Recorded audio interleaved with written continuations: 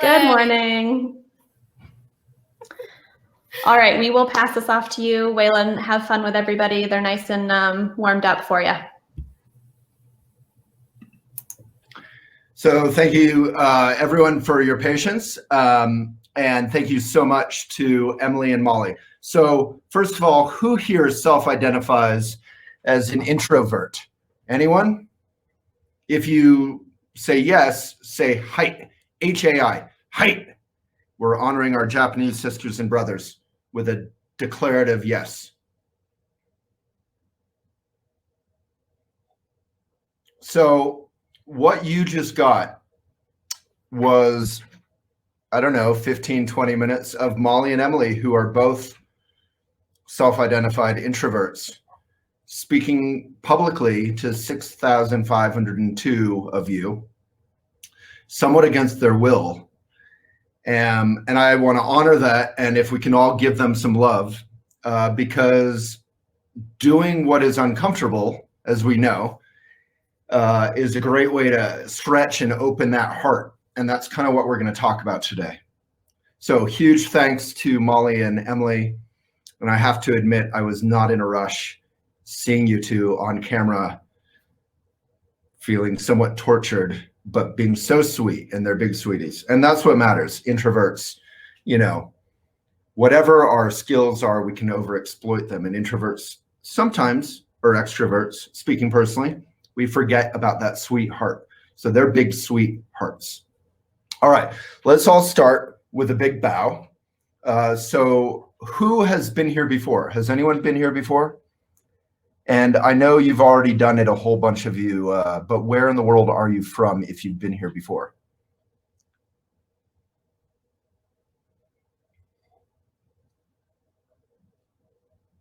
A few times. Sierra. Oh, hey, Sierra. Sierra did the academy. And I believe is written on elephant, though not lately, young lady. Asheville, Toronto, Orlando. So we got some first timers. We got an elephant journal version. It's going too fast. I can't even read it. All right. Hudson Valley. My grandparents were from Conan, Hudson. All right. So let's take a good posture and relax. So everyone, let's bring it in over the river and into the woods. Love that. I think that's a Hemingway book. All right. Let's take a good posture. And yeah, if nothing's working, if someone can type, if nothing is working, you can, Dave, don't distract me. If nothing is working, yeah, you can watch the replay if someone can type that for that person. All right, let's take a good posture, your best posture of the day. You can stand, sit. You can't lie down for the bow. Take a good posture and then breathe, relax, and with respect, friendliness, and a devilish sense of humor, give it away. So hey, there's Samara, who kept Elephant alive for 12 years, my former accountant. Samara, beautiful human being. I miss you so much. Carla Escobar, this is your fourth. I don't know how many we've done. I think we've done like 6. Okay, so I'm going to shut up and let's begin with meditation. So everyone take a good posture again, and then relax that good posture. Eyes are open here. Are there any children here? Can anyone say if there's children here, just so I can adjust my swearometer? Take a good posture, find your breath, relax, eyes are open. If you've done this before, this is your chance to do it again. It's called practice for a reason. Find your breath in and out. Okay, we got some kids. Hey, Lindsay. Hey, Lane. Which kids do we have? Lindsay's a former intern. She's in Hawaii, in Maui. All right, find your breath in and out. It's nice to just begin with a little group silence. Many, many of us from all over the world just joining in finding our breath. There's not enough of that, even now, in this sort of quiet, uncertain time.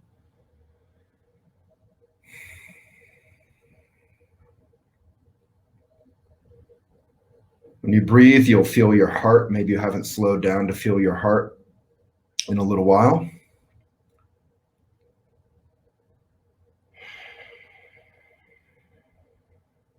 If you're a kid and this seems super boring, like I talked about last week, make it like a video game. So take a good posture. You get 10 points for the best posture. You get 10 points if you relax with that best posture. So it's not uptight, like you have a little stick up your tush. It's relaxed.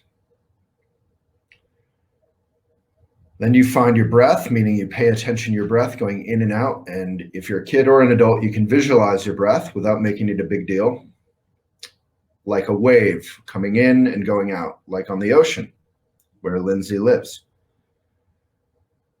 So visualize that wave. And then you place your attention and you can visualize a little surfer girl, surfer boy going in and out. It's not quite how surfing works, but you know. You can mainly focus on the surfer going out. And then when you get distracted, different video game, you can be like the game of asteroids or whatever. You can go pew, pew, and you can shoot the thoughts down, not out of aggression. You can say, why am I thinking about this? Let's come back to my breath. Oh, I'm thinking about cookies. I'm going to put my attention back on the breath.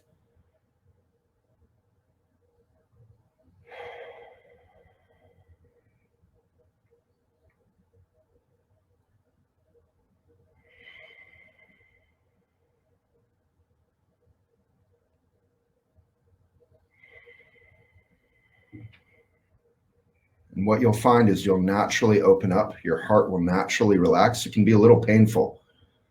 Does anyone else feel that? A sort of natural stretch, almost like being in the sauna. It's a little claustrophobic, but it's also a relief at the same time. And then you can relax into that breath. If you're not feeling that, label that thought thinking. And return your attention, your surfer, to the wave, to the breath.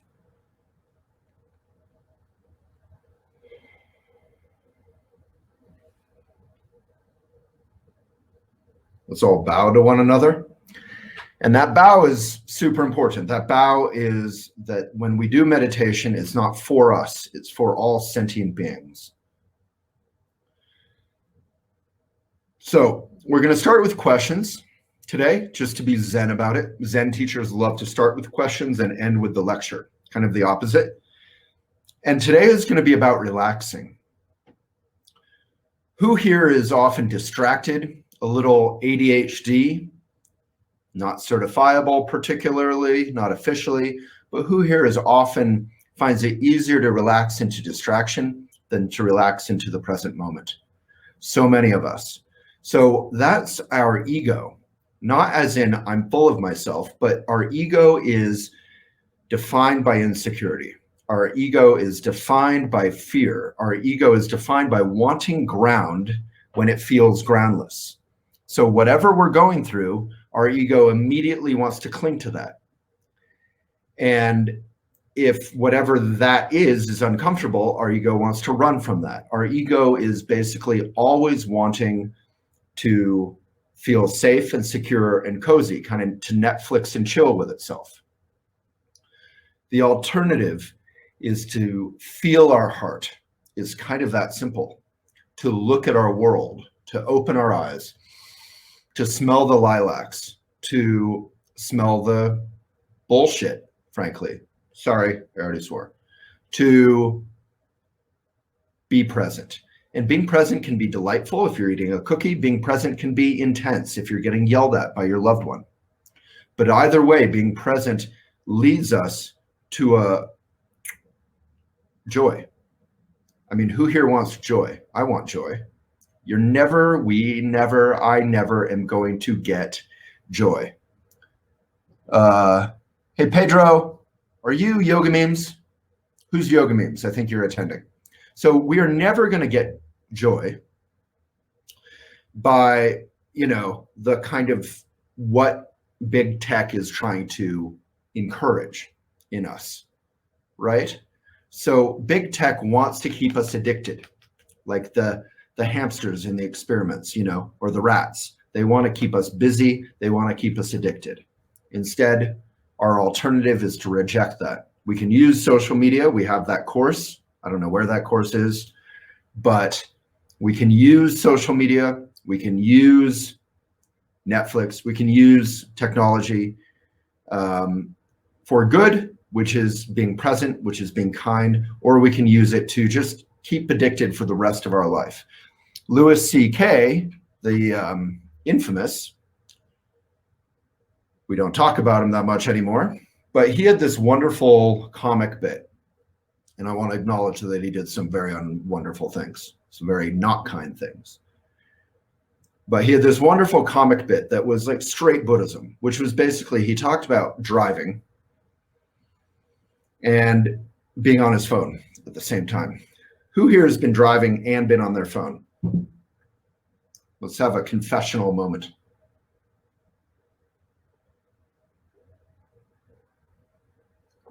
I'm going to assume 6,511 of you. I know comments are a little delayed.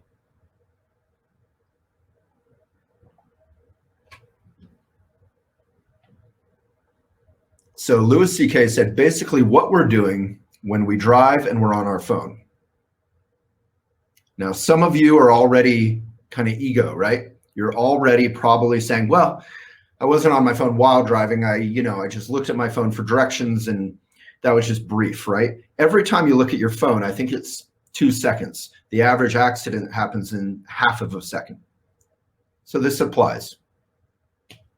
And we have a blog on texting and driving. There's some horrific videos in there.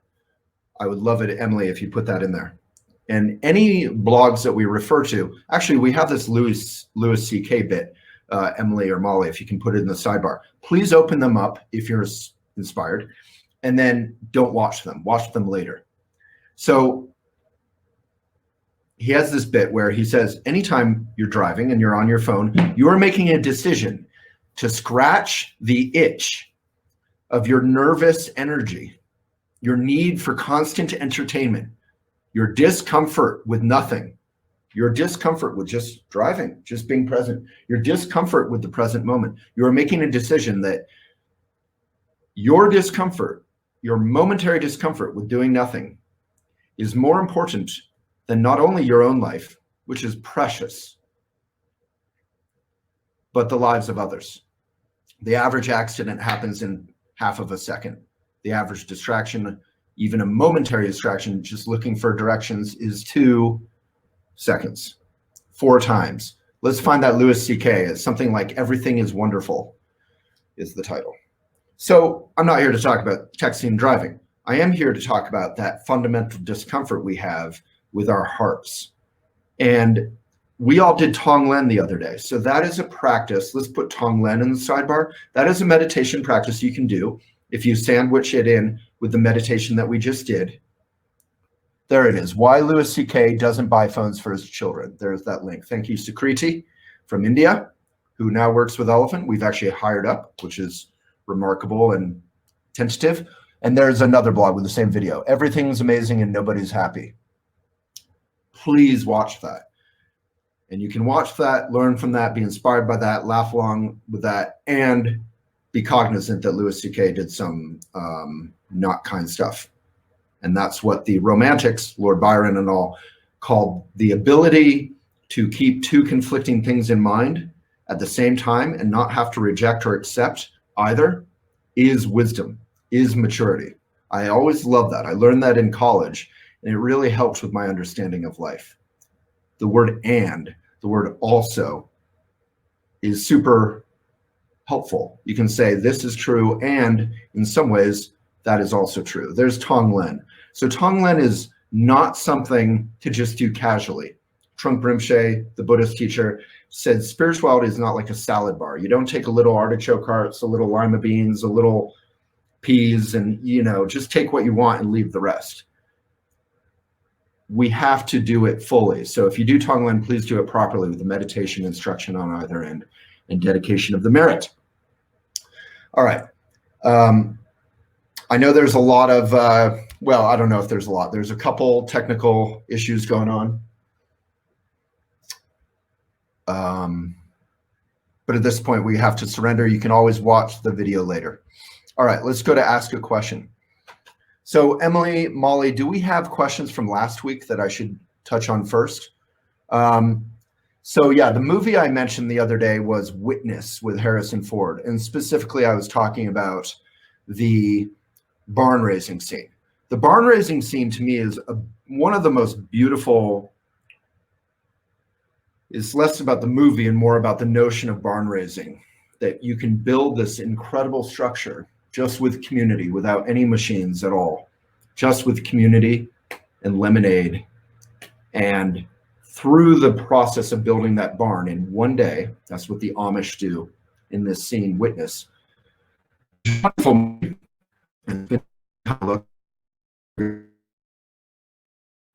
Through it should be almost impossible that any external, so that's what we're trying to do. All right, let me do a couple more questions.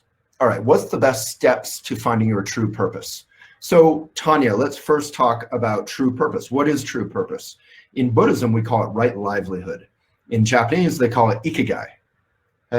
Can we put some blogs about right livelihood or Ikigai? The Venn diagram of Ikigai or right livelihood is super inspiring. It changed my life. Everyone knows what a Venn diagram is. It's sort of like a bunch of overlapping circles, and where they overlap, that's kind of where you get both things. So it's basically like visualize a pizza, but then there's overlapping parts in the middle. So let's put right livelihood or Ikigai in the sidebar. Anyone familiar with this? So right livelihood or Ikigai is the notion, Samara, Dave, that you can do what you love. Not out of privilege necessarily, but out of love. So when I was like 10 years ago with Elephant, I was burned out. I wanted to quit. I was broke. I just couldn't go on. And I called one of my mentors, Seane Corn. I did her life story video, if you want to put Seane Corn in the sidebar.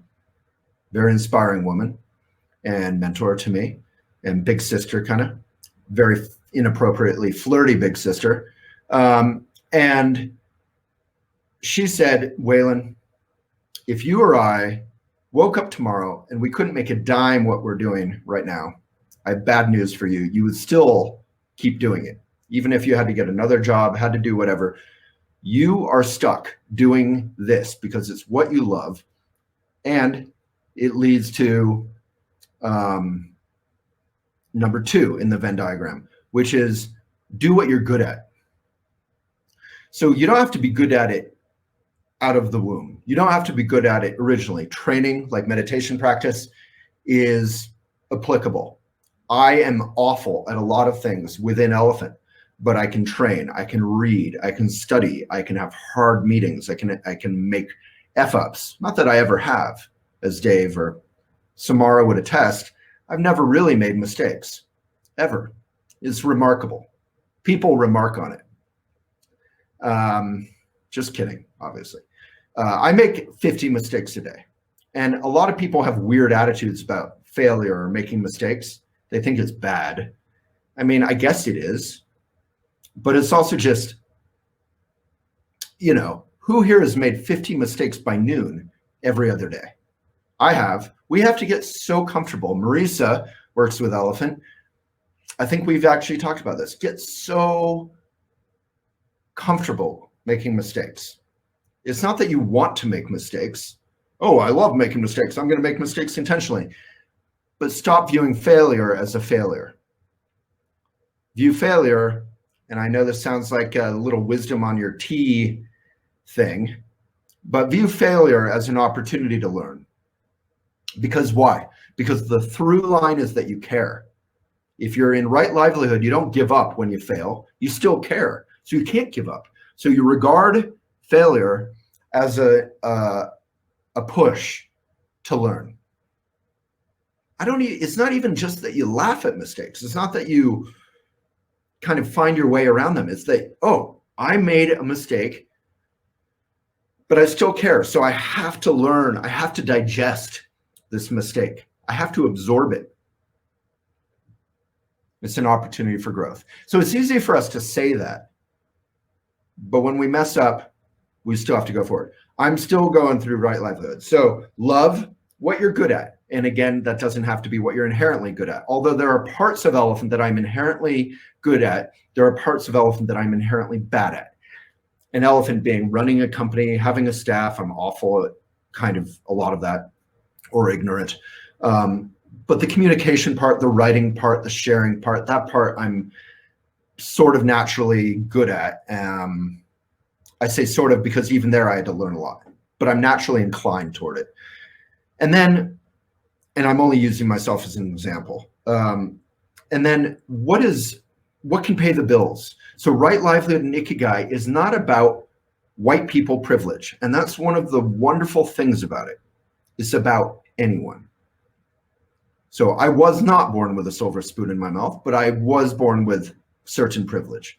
And whether you have privilege or not, all of us have privilege, I guess, to some degree.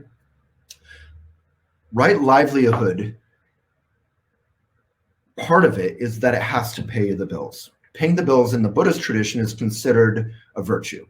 Avoiding your bills, like our president, not paying middle-class folks who have done hard work, he was infamous for it, is not a virtue. It's not kind. It's not responsible. So paying your bills is a virtue, and I love that we don't view money as this sort of uncomfortable thing we don't talk about. Paying your bills is a virtue. So that's the third part of right livelihood, is that you have to find something you're good at, something you love, but it also has to pay the bills. And notice, I may love ballet. It could pay the bills if I'm a famous ballerina, but I'm no good at it. And I'm 45, so I'm probably not going to become good at it. I'm not going to be like Robert Redford in The Natural of ballet. So that probably wouldn't be my right livelihood. You have to be good at it. You have to love it. You can be good at something but not love it. That still wouldn't be right livelihood. It has to be all of them. It's the Venn diagram, the overlap in the middle. Did we get that Ikigai image in the sidebar? Let's put it in there again. So then the final part is all, I mean, I want to say the most important, but they're all the most important. The final part is that it has to be a benefit. So let's say I am good at shooting things. That would be right livelihood. I love shooting things. That would be love. I can make money shooting things. So far, so good with right livelihood. And it has to be a benefit. So if the things I'm shooting are big game, like elephants, lions, etc., maybe that would not be of benefit. So that would be like, bah, bah, bah. You got so close to right livelihood, but then not. There's arguments in favor of big game, but at best they're mixed. So it has to be of benefit. And that's where Elephant Journal with Elephant Academy has worked so hard to say, okay, you have to make money for your family or your rent or your mortgage or your food, but you hate what you do, or it's not of benefit. How do you get from here to there? So usually the answer is a hobby. What do you do? What do you love doing when you're not working? And if your answer is reading, if your answer is being in the bathtub and doing your nails, any flip answer where you're trying to say, I could not make money doing this, there is someone out there making money doing it. So we try to help you learn that transition. So that's the Find Your Voice course, kind of finding your purpose, finding your voice. And I know that was a long answer, but hopefully that was interesting at the least. Was that interesting on a scale of okay to not? Pass, fail? It's basic, but a lot of things are basic that we overlook, right? We have this weird condescending attitude about basic. We say, oh, I know all that, because basic things are often true. That's why they're basic. Meanwhile, we're living over here, not doing them. So if we're not doing something basic and we hear something basic and we say that's basic, but we're not doing it, it's actually quite profound. Something can be basic and profound. All right. So any questions you want to ask, jump in there, and any questions that you like, upvote. How do we stay focused on our purpose during these odd times? Any tips on how to stop self-sabotage? From Gabriela Caballero. How do we stay focused on our purpose during these odd times? Any tips on how to stop self-sabotage? Gabriela, are you here in the comments section? It would be great to ask a follow-up question. But basically, our purpose and circumstances are communicating, but they're also independent.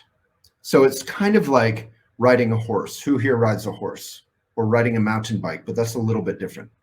Riding a horse, the horse communicates to you, and you communicate to, there's Gabriella. So what's the challenge? Generally our purpose is kind of fundamental and we love it and it never goes away.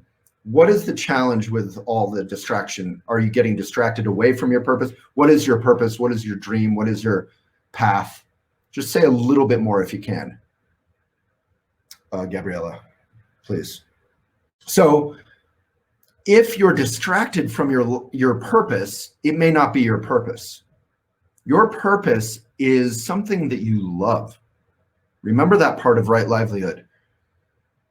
So a lot of us guilt trip. Does anyone here guilt trip yourself? Oh, I should be doing more of this thing I love. I do.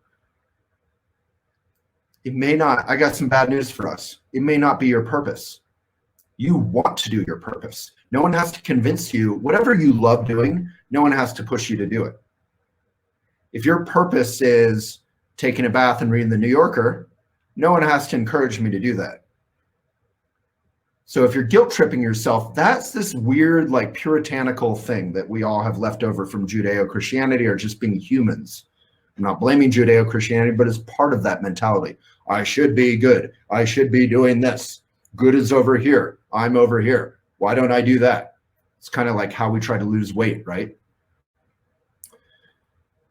The delightful thing is, so when I wrote my book, Things I Would Like to Do With You, I didn't never have it around, but I didn't have to push myself to do it. I didn't have to guilt trip myself to do it. I wanted to do it. It was an expression of years of study of Buddhism, of love and relationships, and also years of not understanding what the heck is going on in relationships.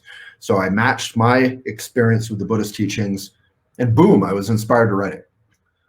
Let's put a link to the book course. Writing a book is a wonderful project. And like my aunt, who may not be here today, God damn it, but she's been at the past ones, but she was just saying, I don't know what my life's purpose is. You're so lucky, Waylon. Your life's purpose doesn't have to be one thing. You don't have to decide. It can be everything. A book, you could write about everything that you love. Everything that you love. It can be a big pizza with all the toppings of everything you love. That can be your book. Gabriella, I'm working on expanding my writing and my skills in that area. I sometimes feel like there is so much more I could be doing. What you're explaining is actually what I was thinking. I think I missed a comment. I guess what I mean is staying focused and motivated. Okay. But, oh, on writing, and yeah. We'll do Elephant Academy. I mean, we've discounted it. So the discount, we've made the whole course cheaper. So people who have been here before remember it being 60% off, but that was 60% off $850. We've made the whole thing cheaper to like $450 or something. Now it's 30% off. There's my auntie. She just said, what? Liz Lewis. So Aunt Liz, you should write a book about everything that you love, and that's your life purpose. Get my Write a Book course. You can get the auntie discount. Writing a book, though, is a great opportunity for what? For guilt tripping yourself that you're not doing it. So don't even start if you don't want to do it. Don't even start. People meet with me all the time who are inspired by Elephant. I'm sure this happens with Dave too. Oh, how do I start a website or a publication or a magazine? And the first thing I always say is, do not start. Absolutely don't do it. Do not do it. This meeting is over. Short meeting. Don't do it. And if they say, oh, and I explain why they shouldn't do it. Don't do it. Don't do it. It's so hard. It'll ruin your life forever. There's no point. There's no money in the media. It's all falling apart. It's all getting crushed by Facebook and Instagram. Don't do it. And 99% of them will be like, okay. And they should not have done it. I deserve thousands of dollars from them every for that advice. 1% of them say, okay, no, that's all interesting, but I know that because I've already studied that and I want to do it anyway. I have to do it. Tell me how to start. Tell me how to do it. Tell me how you handle this. And I say, don't do it. You're making a mistake. You will ruin years of your life. You'll start when you're 28.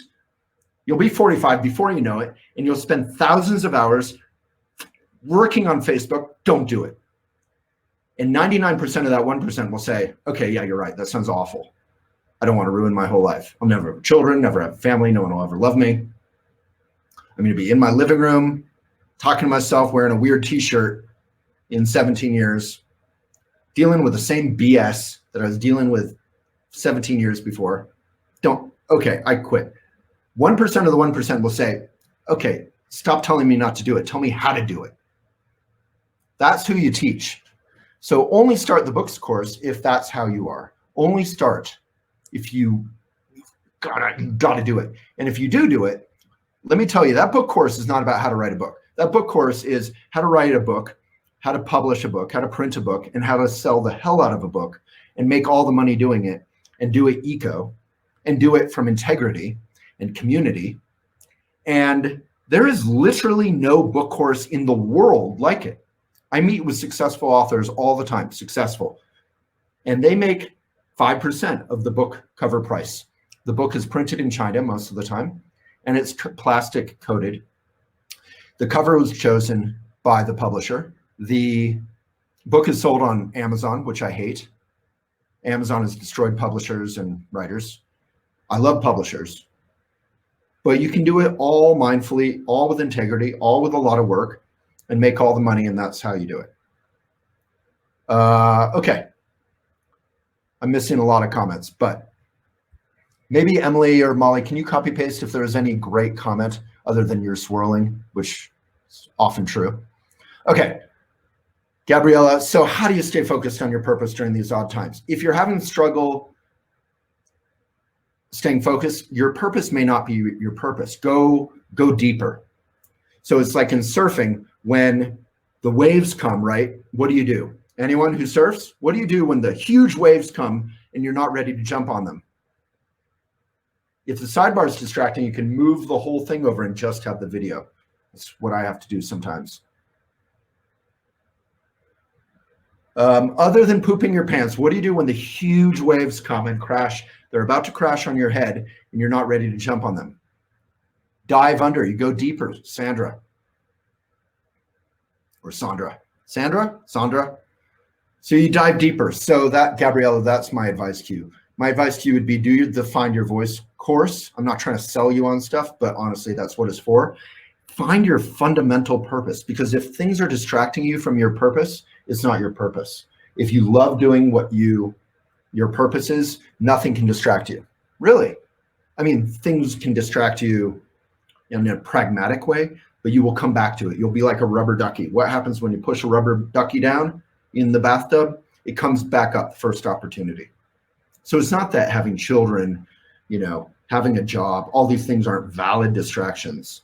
But if you're distracted when you get home and you're exhausted and you just want to watch Netflix, that's probably not your purpose. That's an important distinction. A lot of people will say, look, man, and I'll say this, I got responsibilities, I got children, I got a job, I got bills to pay, all that is valid. But if and when you have a moment, if your way of relaxing is to tune out, which is totally fine, that means that your purpose has to be a means of relaxing. When I write, the Find Your Voice course is all about that in the green button. When you write from that place, all writers describe as flowing through you. You can be an awful writer and do Find Your Voice course, Dave. You can be an awful writer because you have a wonderful voice Everyone has a wonderful voice. Everyone. This isn't a nice kindergarten thing. Every single one of you has your voice, and it's completely beautiful and wonderful. Yeah, you do need quiet hours, but we have to have that ability to be quiet throughout our life, Heidi. So there has to be, and that's what we can fuel through meditation, is in the chaos, we can relax in the chaos. Again, surfing, you're relaxing in the chaos.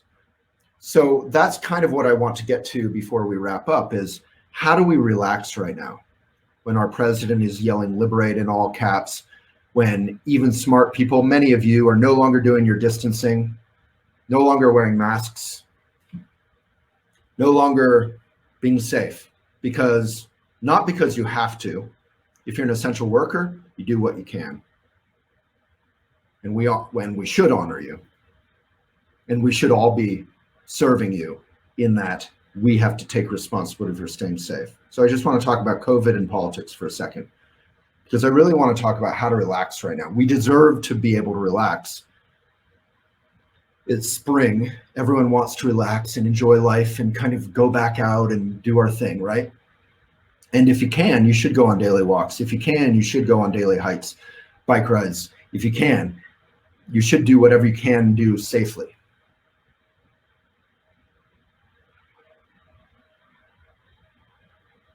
Yeah, for sure, Radha. My mom was definition of that. My mom worked 1 or 2 jobs and raised me with total love and total devotion. And we have amazing articles on parenting and being busy. Maybe Emily or Molly could put a favorite one in the sidebar. But we can spend our whole lives saying, I have legitimate reasons to not do my purpose. And as we all know, mothers and fathers, good mothers and fathers, still have to pour water into the well of their purpose. And their purpose may be their children. But a burned out mother or father is not going to be a good mother or father. Being burned out or wiped out is valid. My mom was so burned out she couldn't even cook dinner or stand on her feet sometimes. Maybe we could put Lynn Shattuck's Good Mother, or Perfect Mother, Good Mother. Yeah, exactly. So if you're coming from that love, Radha, are you the Radha who's been writing on Elephant, or are you a different Radha? Please write about that. elephantjournal.com/post is the link to write. And Radha, please write about that, because we can guilt trip ourselves so much. Feeling burnout is totally valid. Every experience is valid. That's the experience of meditation. You don't reject when you're shooting down your thoughts, video game style. You're not shooting them out of aggression. You're just noticing them and accepting them, bringing them back to the path. Boom. The problem is when we don't, when our thoughts, our mind, our attention is out here and our reality is here, then we're living this split life that isn't whole, that isn't synchronized. In Buddhism, we talk about synchronizing mind, body, and speech. And that's the practice. Pedro, we got to connect you with Emily and Molly and bring you on next time. There's the Good Mother. I love that article. Please, everyone open that up. Please, please, please. One of my favorite articles on Elephant ever. Okay. So we only have a couple minutes left. It's going fast today. Let me get the heat off.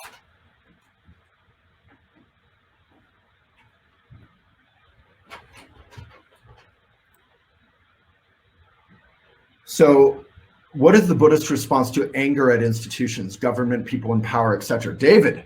Hello, David. So I love that question. So anger is just one of the emotions, right? From a Buddhist point of view, let's talk about anger for a second. Can we focus in?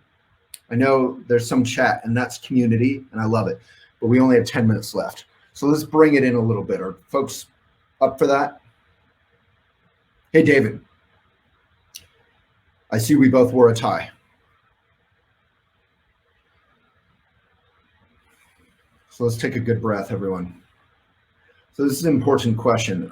I have a relationship with anger in my life. Oh yeah. I have a relationship with anger in my life that is intimate. Who here has an intimate relationship with anger in your life? Who here gets angry? Does anyone here not get angry? We all experience anger. Anger like sadness, like everyday depression, like anxiety, like fear, like stress. Coming back to Radha, these are the children of our mind's emotions that we are mean to. We are mean to our fear. We are mean to our anxiety. We are mean to our anger. We say, I don't want you. I don't want to be your father. I don't want to be your mother. Go in that room. Get away from me. Get away from me. We are bad, bad parents to many of our emotions. Then we have joy. We have pleasure. We have relaxation. We have peace. We have these children that we do like. And we say, stay here, eat whatever you like. Let me cook for you. Let me take care of you. You're so wonderful. We play favorites with our emotions. Is Radha here? Are you feeling that? We are so rude to anger, fear, anxiety. What should a parent do with anger, fear, anxiety, stress? What should a parent do with those children? A parent should say, come here, like the mother in Little Women. Come here, let me hug you in my big wings. Let me hug you. Let's hug it out. Yeah, exactly, Cosmo. Anger, fear, anxiety, they're only a problem, as FDR said, we only fear. I can't remember his speech and it's so short. I mean, the quote, we only need to fear fear itself. So it's only if we don't, like in meditation, acknowledge the fear and anxiety and bring it back to the path. If we do that, we're good.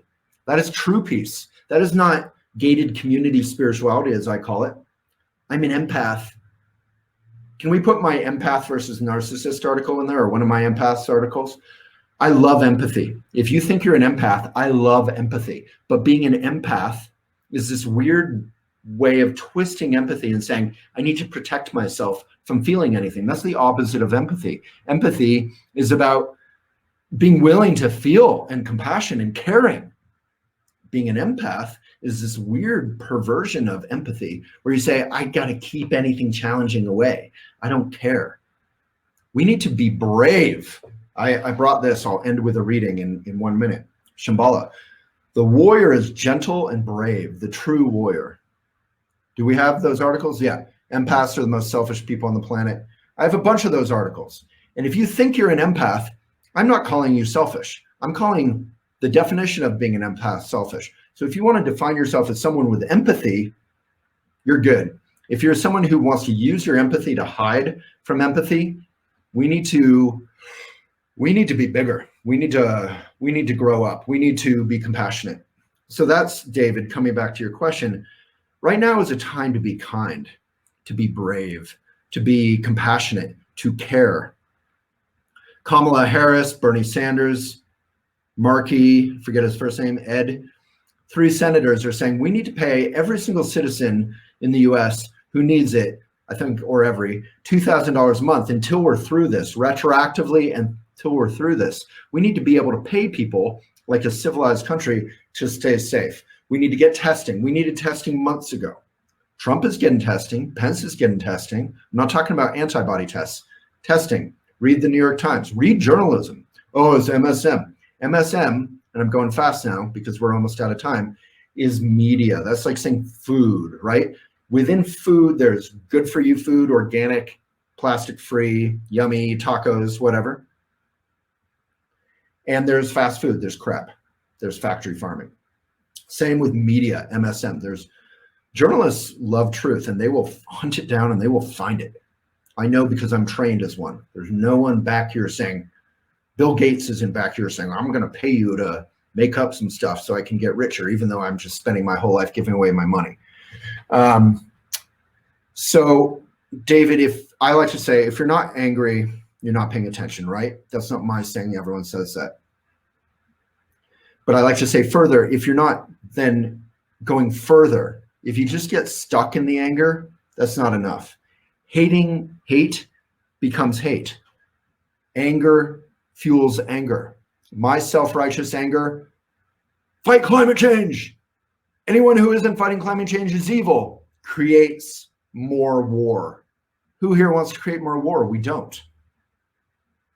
I'm answering my own questions quickly now because we're running out of time.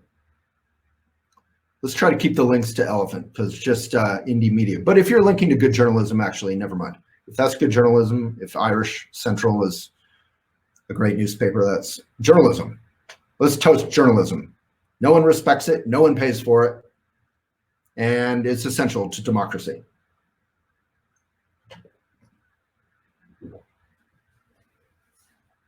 I just had an airplane moment. I have a drinking problem. Okay.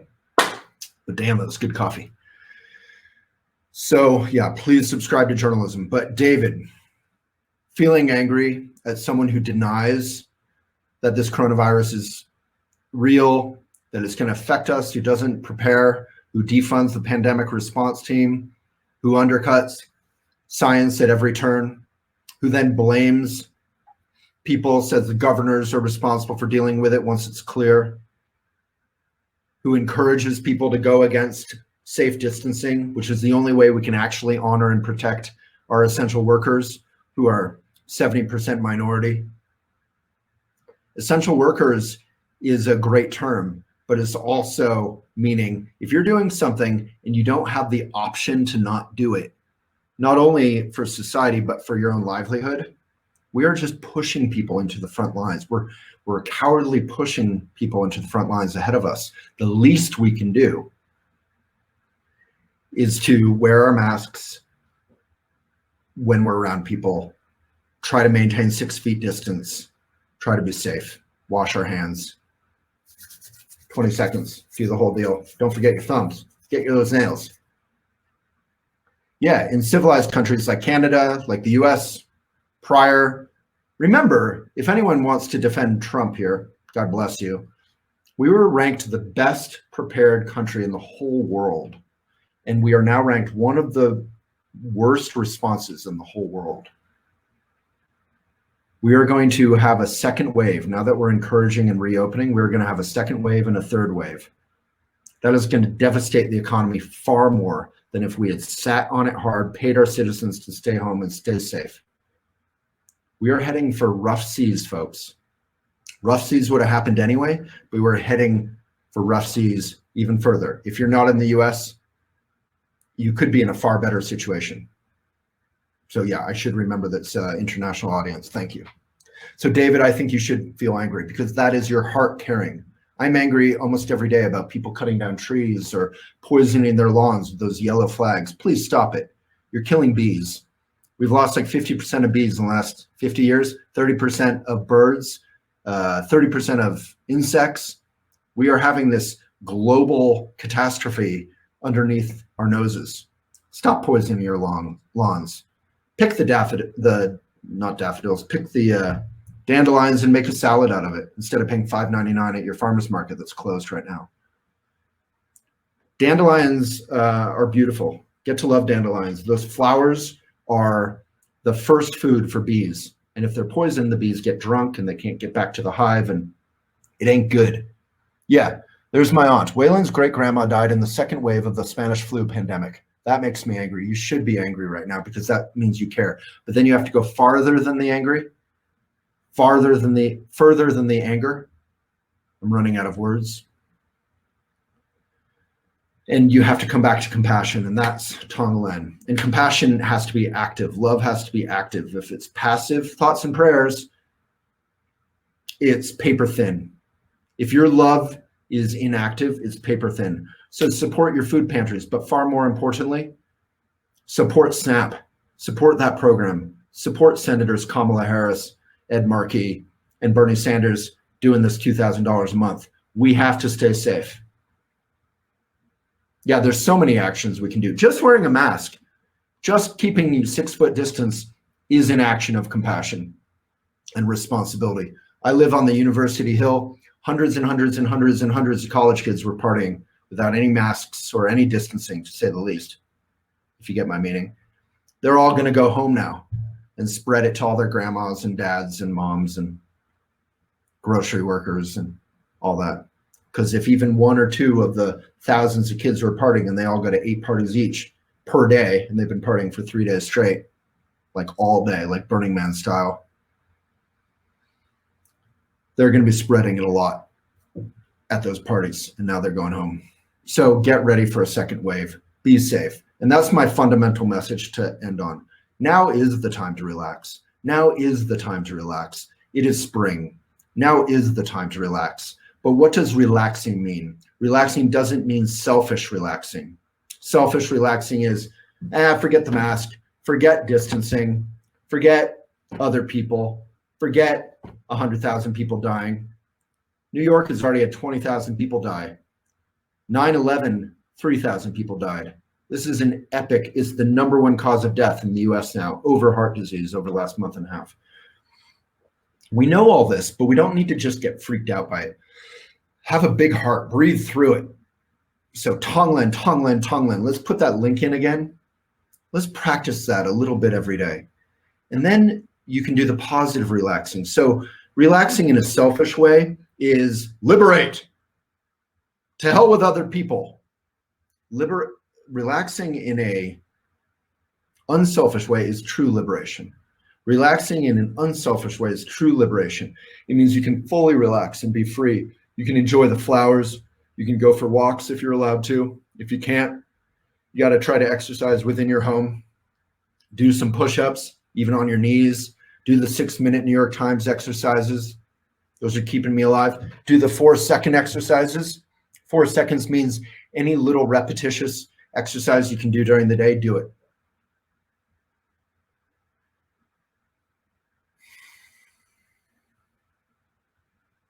So I hope today was helpful. I want to put a plug in for the Academy. That's the way you pay for us to keep doing this free. That's the way you empower your own life. You can also do the book course. Emily, Molly, can you put the links in the sidebar? You can get my book if you want a book to read. Remember, it's breathe with an E on the end, but breath is good. And then finally, I did want to read. I don't know if people want to stick around. Finally, I want to do a plug before we do this reading. I will do this reading. Finally, I want to do a plug for Elephant Journal. So we are strong independent media, but hundreds of independent media, journalism, newspapers are going out of business because of the coronavirus or threatened with it.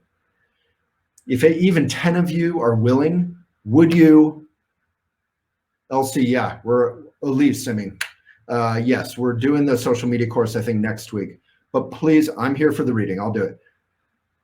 But please subscribe to Elephant. If even 10 of you right now subscribe, is anyone willing to subscribe? elephantjournal.com/subscribe. You can then read unlimited. You'll see far fewer ads. elephantjournal.com/subscribe. Is anyone here willing? If even 10 of you do it, you'll make our whole day. And if you make our whole day, that pretty much hopefully makes your whole year. You have a mindful resource. If you can't subscribe, elephantjournal.com/best is our newsletter. Yes, I will. Julie, yes, me, Marianne. Lori did 3 days ago. Sierra did last week. Thank you. elephantjournal.com/subscribe. I've been subscribed for over a year. I did, yes. Okay, that's 4, 5. elephantjournal.com/subscribe. Couple more folks. Way I did and sponsored the writers. Thank you. So you can subscribe on different levels. I will. Yes, I will. If you say you will, please really do it. It's $3 a month minimum. elephantjournal.com/subscribe. And it's the only reason that we're stable in these uncertain times. We have you, our community. And if you can't subscribe, read, share, get our free newsletter, elephantjournal.com/best. That is so huge for us. And when you get the newsletter, actually open it. We put a lot of energy into it, and we can't keep doing anything, these free Fridays or anything. Thank you for sponsoring. Thank you to all of you. Sierra, thank you.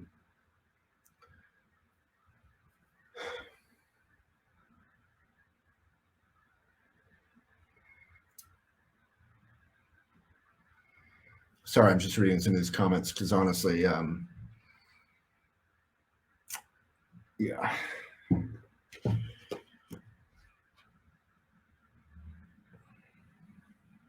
Okay, So this is a poem from Shambhala. Wonderful book. The poem doesn't make a lot of sense, but David, you're going to love this. It makes sense, but I mean, it's a poem. So it's not a literal like this is that. So try to just relax your mind and appreciate this very brief reading. Take from it what you want. But I'll conclude with saying what I take from it. elephantjournal.com/subscribe. You can open that link now, do it later. And if even 10 of you do it, I think I saw like 6. Yeah, I think you can gift it to someone, Jean. If not, you could get them to do it and Venmo them. Dave, I'm not sure. Can we gift it? Okay, so here's the reading. Shambhala, wonderful book. It's all about basic goodness, kindness. David, this is about brave, vulnerable warriorship. What to do with your anger, real activism. Okay, ready? And if you have to leave, you can leave. Of course. We'll bow out at the end after I read this. It's about 1 minute. From the great cosmic mirror, without beginning and without end, human society became manifest. At that time, liberation and confusion arose. When fear and doubt occurred toward the confidence which is primordially free, countless multitudes of cowards arose. When the confidence which is primordially free was followed and delighted in, countless multitudes of warriors arose. Those countless multitudes of cowards hid themselves in caves and jungles. They killed their brothers and sisters and ate their flesh. They followed the example of beasts. They provoked terror in each other. Thus they took their own lives. They kindled a great fire of hatred. They constantly roiled the river of lust. They wallowed in the mud of laziness. The age of famine and plague arose. Of those who were dedicated to the primordial confidence, the many hosts of warriors, some went to the highland mountains and erected beautiful castles of crystal. Some went to the lands of peace, of beautiful lakes and islands, and erected lovely palaces.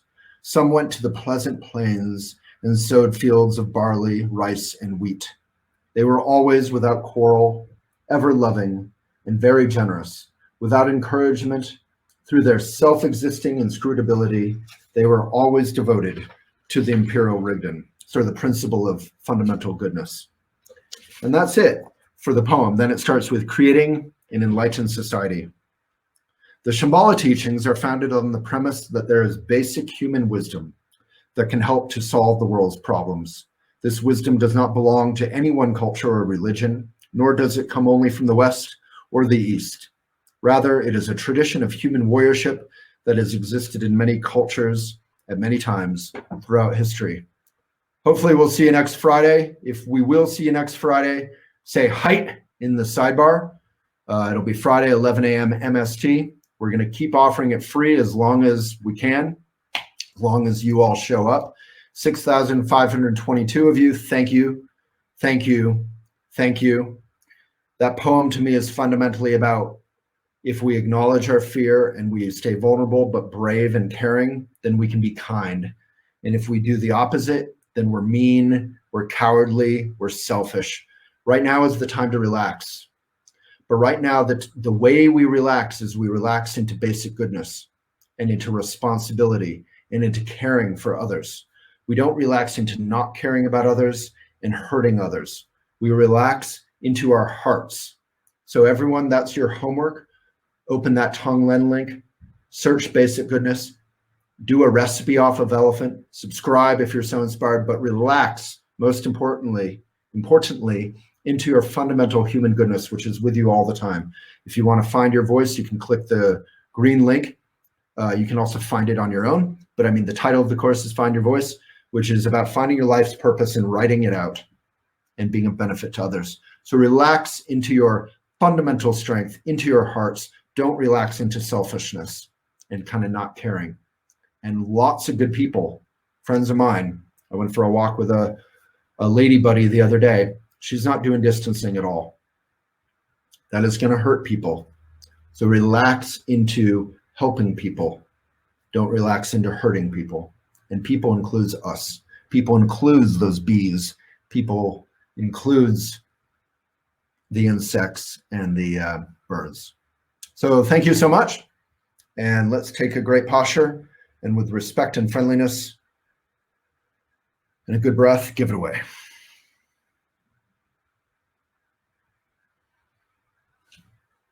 We'll see you Friday. And please, if you did open, subscribe, please do it. It's $3 a month. It makes a world of difference. If even 10 of you do it, world of difference. Thank you.